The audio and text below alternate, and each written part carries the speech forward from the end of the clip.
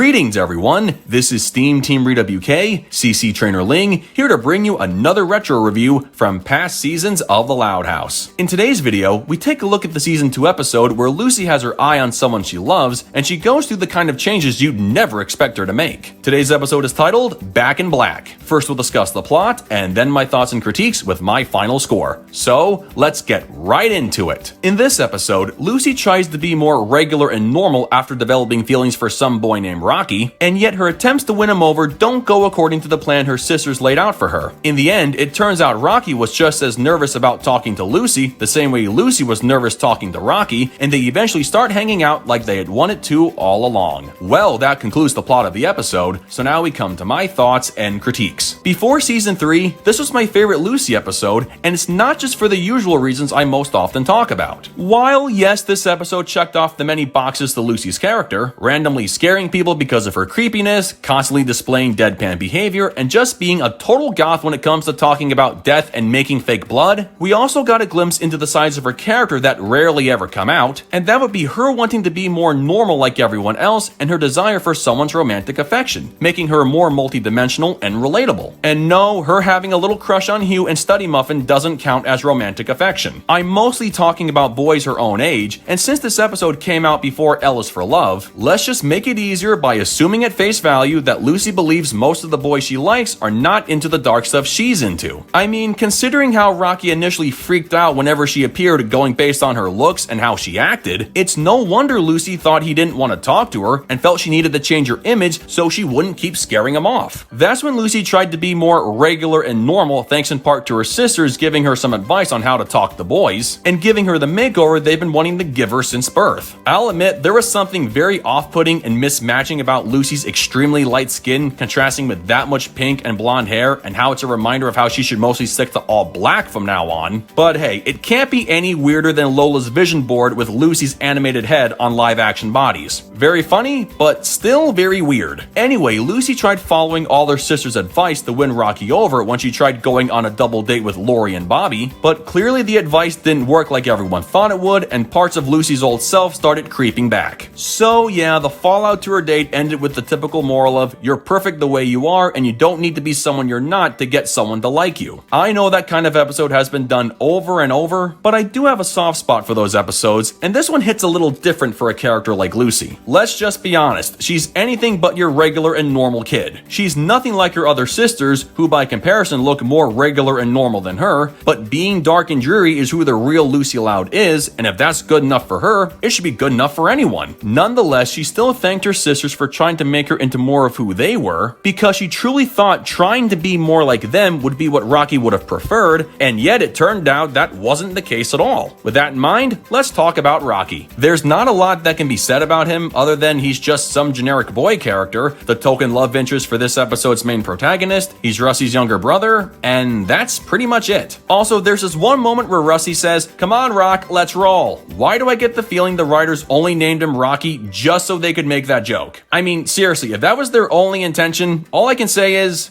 well played. Anyway, I guess the only major noteworthy thing I can say about Rocky is that, unlike most other people, he wasn't afraid of Lucy for the creepy reasons you would have initially assumed. He thought Lucy was too cool for someone like him, so he tensed up and ran off because he couldn't think of anything to say, like any regular and normal person would do when they have feelings for someone. It's quite an interesting contrast between these two characters because they both had feelings of apprehension about talking to one another, but for different reasons. Lucy thought she wasn't normal enough for someone like Rocky, and Rocky thought Lucy was too cool for a non-creepy boy like him. Then again, he did make his own fake blood, so obviously Lucy inspired him to take a walk on the dark side. Regardless, they realized the feelings they had for each other were mutual, and they definitely hit it off by the end. It's a shame this is the only episode where Rocky makes an appearance, and my theory is Lucy forgot about him the moment she found that Silas guy in L is for Love, so consider the ship of Lucy x Rocky totally sunk. And finally, there are the highlight moments of the episode. There was the quick montage of the Loud sisters having Lucy try on different wardrobes, including one that made her look like Peg Bundy from Married with Children, and there was the running gag of Lincoln and Rusty's science project getting destroyed over and over again. And no, you can't degrade Lynn for smashing it simply because it was done to get Rocky to come over to see Lucy. Lincoln intentionally smashed his project for the same reason, so the destruction of that mini solar system was a small price to pay if it meant helping a family member who was totally love-struck. Seriously, when you think about that thumbs up Lucy gave her brother, that seems to suggest she might have known Lincoln deliberately damaged his project just so he could bring her and Rocky together. Still, it did feel a little unsatisfying when Lincoln and Rusty finally got the project to school, only to have it once again wrecked after how many times of putting it together. But hey, that's the power of fake blood and the running gag. Somebody had to be the loser, and it just happened to be Lincoln. Overall, even if this was the overdone storyline where a main character learns that they don't need to put on a front in order to get someone to like them, this episode worked very well for the anything but regular and normal Lucy. She came to realize that she'll never be like her more regular and normal sisters, and being goth is who she truly is. The takeaway message is that being regular and normal can mean just about anything, and even if what you see and do is weird to one person, another person might think otherwise. You honestly never know what someone thinks of you until you actually talk to that person and get to know them better. All the characters, including a one-off like Rocky, were presented very well, the story felt very down to earth and relatable, and even though the running gag of Lincoln and Rusty's science project could have ended on a more uplifting note, at least the episode ended on a more uplifting note for Lucy and Rocky because of said science project, and that's all most of us would have wanted. With that said, I give Back in Black a 9.5 out of 10. Well folks, that concludes my review of Back in Black. I will end this review with a theory I always found fascinating until it was debunked later on during season 2. I once assumed Lucy was a natural blonde since half her family were blondes, and her usual hair color on the show was the result of dyeing it black, probably to match both her personality and skin complexion. However, that theory gets tossed out the moment we see her great-grandma Harriet and spell it out, and how Lucy always had natural black hair since she was a baby in the whole picture. Still, you can't stop asking yourself how most members of the Loud family are either blonde or brunette, and meanwhile Lucy and Lincoln are the odd ones out. It always makes you wonder, so have at it all you fandom conspiracy theorists. But anyway, as far as the rest of the episode goes, what did you guys think of it? Love it? Hate it? Something you would add? Change? Keep it as it is? Let me know in the comments below, and make sure to subscribe to this channel for the latest Loud House content. That's going to do it for me. I'll catch you guys for the next video, but until then, this is SteamTeamRedubUK, CC Trainor-Ling, signing off. Peace out, home slices.